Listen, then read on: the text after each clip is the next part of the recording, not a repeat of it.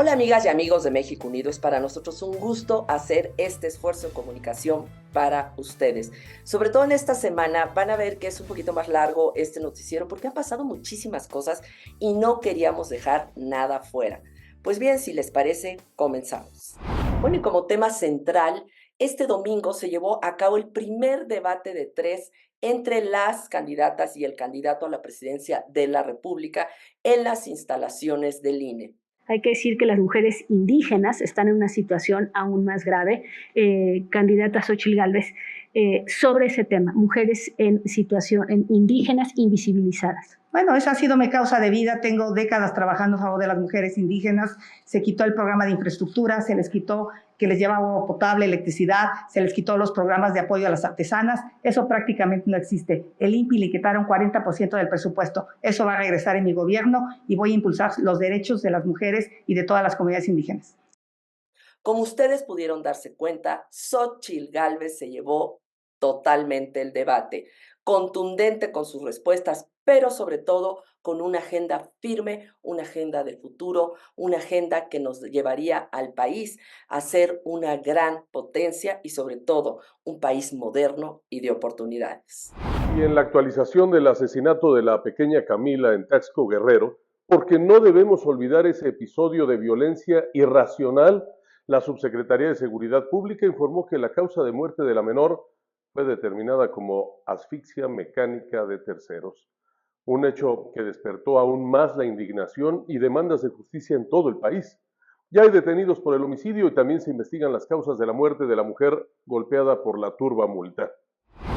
La semana anterior, previo al primer debate y en una clara y evidente guerra sucia en contra de la candidata de Fuerza y Corazón por México, Xóchitl Gálvez, el sátrapa influencer conocido como Cayo de Hacha, dio a conocer un video donde se aprecia al hijo de Xóchitl, Juan Pablo, en estado de ebriedad, insultando a los elementos de seguridad conocidos como cadeneros, a las afueras de un antro ubicado en la zona más cara de la Ciudad de México, en Presidente Mazarik, en la colonia Polanco.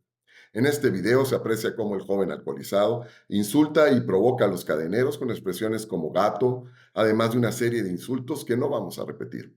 Luego de viralizarse en redes en un aparente golpe a la candidata, el joven salió a la luz pública con un video donde explicó que esto fue hace un año y que unas horas después acudió al lugar para ofrecer disculpas a los agraviados, reconociendo que cometió un error, además de disculparse con la sociedad y anunciar que renunciaba a su cargo en la campaña como líder de las redes juveniles de Xochitl.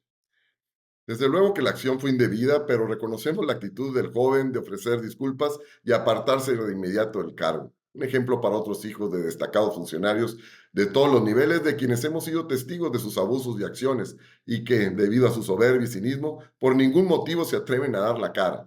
Que sea esto un ejemplo para los padres y madres para cuidar la educación de sus hijas e hijos y del abuso temprano del alcohol, que no es buen consejero. No podemos dejar de mencionar y desde México Unido reconocer la actitud de la esposa del presidente Beatriz Gutiérrez Müller, quien muy lejos de las condenas feroces en las benditas redes sociales, publicó un texto donde abrazó a Juan Pablo y pidió limpieza a los actores en campaña con la frase "con los hijos no". Una acción digna que nos recuerda contundentemente que en las campañas hay adversarios y no enemigos y que en la vida debemos conducirnos con prudencia, ética y respeto. De inmediato hubo reacciones afirmando que ella lo hizo a recomendación de Pigmenio Ibarra, suavizando el terreno de futuros ataques en contra de los hijos de López, de su hijo menor que está en Europa y de los hijos de su equipo de trabajo. Haya sido como haya sido. Beatriz puso el ejemplo de que aún en la guerra hay reglas mínimas de respeto que deben observarse y eso debe reconocerse gratamente. Xóchitl agradeció el gesto en la red X y Claudia aprovechó también para reiterar que con los hijos no. Y algo que no podemos dejar de hablar es que México rompe relaciones con Ecuador tras el asalto policial a su embajada en Quito. Agentes ecuatorianos irrumpen con carros blindados en la delegación y capturan al ex vicepresidente Jorge Glass, condenado en 2 causas por corrupción y a quien el gobierno mexicano había concedido asilo político. López Obrador califica el asalto de flagrante violación del derecho internacional y la soberanía. México ha roto relaciones con Ecuador. Horas antes había recibido asilo este político por parte de López Obrador en la embajada En las siguientes horas, Glass debía recibir un salvoconducto de las autoridades ecuatorianas que le permitiera volar a la Ciudad de México, pero en lugar de eso, Noboa ordenó su captura inmediata. Sobre el ex vicepresidente, quien en diciembre buscó refugio en la legación mexicana, cuando un juez pidió su arresto, pesan 2 condenas por corrupción, de las que ha cumplido 5 años de cárcel. Los policías rompieron las rejas con cortafríos y zarandearon a un diplomático mexicano que trataba de impedir la violación del espacio consular, protegido por el derecho internacional. Los agentes se llevaron a Glass en una furgoneta negra con cristales tintados. Posteriormente fue trasladado a la cárcel de máxima seguridad de La Roca en Guayaquil. El presidente de México, López Obrador, anunció casi de manera inmediata la ruptura de las relaciones con Ecuador. Se trata de una violación flagrante al derecho internacional y a la soberanía de México, por lo cual he instruido a nuestra canciller que emita un comunicado sobre este hecho autoritario, proceda de manera legal y de inmediato declare la suspensión de relaciones diplomáticas con el gobierno de Ecuador. Así lo escribió López Obrador en redes sociales. La secretaria de Relaciones Exteriores mexicana, Alicia Bárcena, añadió que el derecho de asilo es sagrado y pidió a todo su personal diplomático que abandone el país. México acudirá a la Corte Internacional de Justicia para denunciar la responsabilidad de Ecuador por violaciones al derecho internacional. La Convención de Viena establece que las embajadas son territorio de soberanía nacional e inviolables. Glass, vicepresidente con Correa, se refugiaba en la embajada mexicana tras evitar entrar en prisión de nuevo, ya cumplió 5 años, por 2 casos de corrupción en los que se ha visto envuelto. La tensión entre México y Ecuador se aceleró esta semana después de que el gobierno de Noboa declarara persona non grata a la embajadora mexicana Raquel Serur y ordenara su expulsión en respuesta a unas polémicas declaraciones de López Obrador en las que sugería que el asesinato del candidato ecuatoriano Fernando Villavicencio había facilitado la victoria de Noboa en las elecciones del 2023. México reaccionó otorgando el estatus de asilado político a Glass, quien estaba a la espera de una autorización especial que le permitiera abandonar el país. El gobierno de Noboa se negó de forma tajante y adujo que era ilegal ese asilo. Su siguiente paso fue el asalto a la embajada, que tensiona al máximo la relación con México y seguramente con otros países de la región que no se sentirán cómodos con una medida de fuerza como esta. Además de las 2 sentencias de corrupción que debería estar cumpliendo en la cárcel de Copaxi, el ex vicepresidente está siendo investigado ahora mismo por un presunto delito de peculado que consiste en robar al erario público. Según la Fiscalía, desvió fondos públicos que debían estar destinados a obras para la reconstrucción de las provincias de Manabí y Esmeraldas, afectadas por el terremoto de 2016. La investigación del Ministerio Público apunta a que por lo menos 368 millones de dólares fueron utilizados en otras obras que no eran urgentes, pero que en el marco de la emergencia se usaron para eludir procedimientos de contratación pública. Así lo dijo en audiencia de formulación de cargos la fiscal Diana Salazar, que consiguió que el juez dictara prisión preventiva para él. Antes de que se emitiera la orden judicial, Glass se adelantó y se refugió en la Embajada de México. Creía estar seguro ahí. Todo el mundo lo creía. Parecía una victoria haber recibido el asilo. Correa lo celebró en redes sociales, pero nadie contaba con la orden de Noboa de capturarlo a cualquier precio, aunque supusiera hacer saltar por los aires las relaciones con un país tan poderoso como México. El pulso entre Noboa y López Obrador no ha hecho más que comenzar. Y seguramente López está amparando a todos estos corruptos que están perseguidos por la ley tras haber abusado del recurso público, como lo ha hecho en todo este sexenio. Claro que nada justifica la transgresión a la embajada mexicana por parte del gobierno de Noboa. Y continúa la investigación en torno al cobarde asesinato de la candidata a la alcaldía de Celaya, Guanajuato, Gisela Gaitán. El artero homicidio detonó una bomba de tiempo con respecto a la poca o nula seguridad con que cuentan los y las candidatas a los diversos cargos de elección popular para la contienda del próximo 2 de junio. a lo que el gobierno federal ha respondido que sí se les brinda y atiende todas sus peticiones, así como la discusión de a qué nivel de gobierno realmente le corresponde la seguridad de las y los candidatos. Pero reflexionando, qué afortunados son de poder gozar de seguridad pagada por el Estado, por nosotros, los ciudadanos. Pero nuestra pregunta, muy válida, y a nosotros, la sociedad civil, ¿quién demonios nos cuida? Dos cosas en cuanto a este tema. En su verborrea mañanera, López no quitó el dedo del renglón, acusando, como acostumbra, que Guanajuato es el estado más peligroso e inseguro del país y que su gobernador panista gobierna, pero no manda, en un claro ataque al Partido Acción Nacional y de rebote a sus candidatos. Aquí hay que pedirle a López que recuerde que él se comprometió a ser el presidente de todos los mexicanos, de los que votaron por él y de quienes no lo hicimos. Y que sí, es una realidad. Guanajuato se ha convertido en un estado muy inseguro. Exacto, al mismo nivel de muchos estados gobernados por Morena, como Sinaloa, Guerrero y Michoacán. Solo por citar un ejemplo. Así es, presidente, no quiera tapar el sol con un dedo. El país completo está en llamas, no solo Guanajuato. Y el otro hecho muy lamentable, y que nos unimos a la condena, es el ataque contra el periodista independiente Humberto Padgett, quien fue víctima de agresiones por parte de integrantes de la Policía Ministerial de la Fiscalía General del Estado cuando llevaba a cabo la cobertura del asesinato allá en Celaya.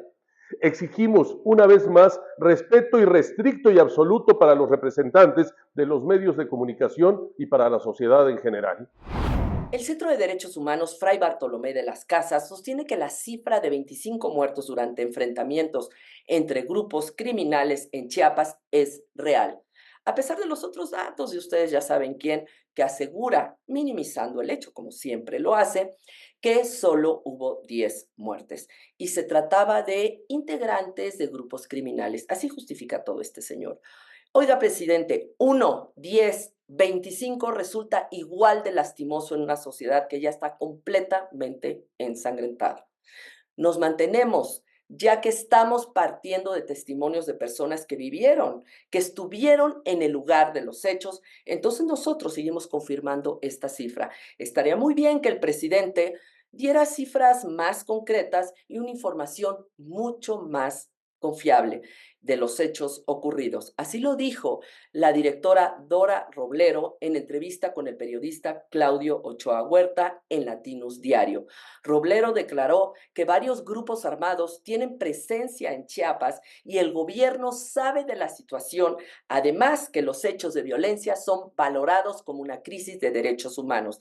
Y López sigue negando estas cifras y sigue diciendo que todos estamos felices, felices, mientras él disfruta desde su palacio la pobreza franciscana. Estamos bien y de buenas. Muy bien. Los que están enojados son otros.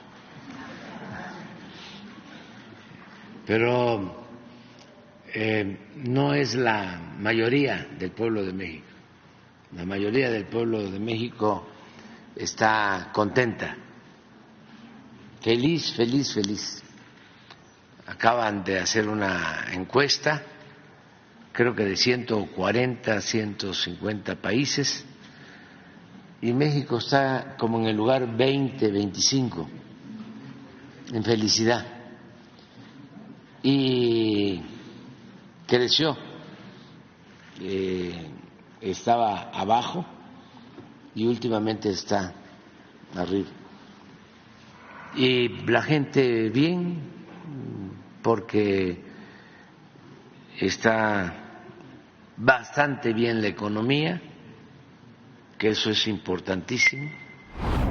La Comisión Independiente de Investigación sobre la Pandemia de COVID-19 en México estimó a través de un análisis matemático que por lo menos 224.244 vidas se hubieran salvado si el gobierno federal hubiera manejado de manera diferente la pandemia. Las conclusiones preliminares del grupo de trabajo señalan que persistieron los errores y el rechazo a la evidencia científica durante la gestión de la crisis sanitaria. En un comunicado destacó que la gobernanza y gestión de la crisis estuvo caracterizada por un proceso fallido de toma de decisiones, También señaló que la estrategia gubernamental para combatir la pandemia incluyó la personalización excesiva y el rechazo a la deliberación. La comunicación gubernamental se vio afectada por la minimización de la gravedad de la situación, el uso engañoso de datos, la justificación pseudocientífica de las decisiones políticas y la decisión de gestionar la percepción de la sociedad en vez de gestionar la crisis sanitaria para evitar al máximo los contagios y fallecimientos, apuntó la comisión independiente. ¿Se acuerda usted de los famosos detentes del presidente? Esas ridiculeces irresponsables cobraron vidas, y uno de los principales responsables es a quien la opinión popular bautizó como Doctor Muerte, Hugo López-Gatell. Joaquín López Dóriga entrevistó a uno de los integrantes de la Comisión Independiente de Investigación sobre la Pandemia, el doctor Antonio Lascano. Mire usted la preparación y seriedad del doctor Lascano, quien da una cátedra de conocimiento en torno a la pandemia y los errores que cometió el Estado mexicano. Claramente hubo una subestimación del riesgo, un mal manejo de la pandemia y tenemos más de 200,000 personas efectivamente que fallecieron, como lo indican los modelos. Y créame que la matemática aquí es bastante precisa y no se está dando un número al azar. Lo que estamos viendo es que todas las predicciones, tanto en términos de las experiencias individuales, colectivas, como la matematización, la formalización de esas experiencias, demuestra que hubo un exceso de mortandad que es absolutamente inadmisible. Es inadmisible porque a mí siempre me recuerda ese refrán de los ingleses: un muerto son demasiados muertos, que eso se puede aplicar a muchísimos eventos. Aquí es una desgracia colectiva verdaderamente desproporcionada.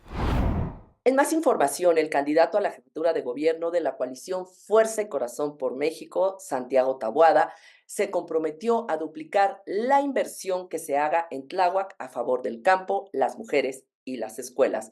Al asistir al arranque de campaña de la candidata a alcaldesa Karen Yáñez, Taboada Cortina detalló que por cada peso que comprometa la futura edil aliancista para ayudar al campo y a las mujeres que se emplean, él desde la jefatura de gobierno pondrá un peso más. Asimismo, indicó que por cada escuela que arregle Karen Yáñez, el gobierno capitalino va a arreglar otras 2. En este sentido, se comprometió a mejorar la seguridad en esta demarcación que actualmente es gobernada por Morena. Y en el tema del COVID y la pandemia, la ex legisladora Gabriela Cuevas trató de justificar el uso indiscriminado de ivermectina en la Ciudad de México durante el gobierno de Claudia Sheinbaum y todavía se atrevió a decir que tiene un muy buen currículum en materia de salud. Adriana Dávila le recordó para qué fin fue utilizada. Veamos. Que no es lo mismo decir que se quiere un sistema de salud, pero por el otro lado hayas aplicado ivermectina en esta Ciudad de México en las condiciones de irresponsabilidad en las que se aplicaron. Porque es importante estar preparado y sí tengo un muy buen currículum en materia de salud. El tema de la ivermectina. La ivermectina es un medicamento tan seguro que quien la descubrió ganó el Premio Nobel de Medicina en el año 2015. Cada año se prescriben 250 millones de recetas de ivermectina en el mundo para distintos padecimientos en las personas. Entonces, hay que leer, hay que informarse, Tiene razón, sí hay que estudiar un poquito más sobre el tema de la ivermectina. Sí, está muy bien, qué bueno que nos diste los datos, Gaby. Padrísimo para lo que es, nada más que no sirve para el COVID, ¿qué crees? Y fue para lo que se aplicó en la Ciudad de México. Entonces, sí, señores, no se vale utilizar cosas, la elocuencia, reitero. Fernando Gómez Montt, que es parte del equipo de Xóchitl Gálvez, estuvo en el programa de Leo Zuckerman, junto con Arturo Saldívar, donde tuvieron espacio para un debate. Por favor, veamos cómo puso en su lugar al indigno empleado de López, que prefirió echar por la borda el prestigio que algún día tuvo como ministro de la Corte y todo para ser un empleado más de Claudia Sheinbaum, lo que están dispuestos a hacer algunos con tal de agarrar hueso. Mire usted su cara ante la cátedra y paliza que le propinó el licenciado Gómez Montt. Con eso cierro mi intervención de este momento. Pero déjame decir nada más 2 precisiones que merecen respuesta. Venga, con toda la Falta la verdad el licenciado Saldívar cuando dice que son los primeros que se encargan. Desde la reforma de Vicente Fox a la Constitución en materia de justicia ya se hablaba de colegiación obligatoria. Sí. Y se hablaba de la responsabilidad profesional de los abogados.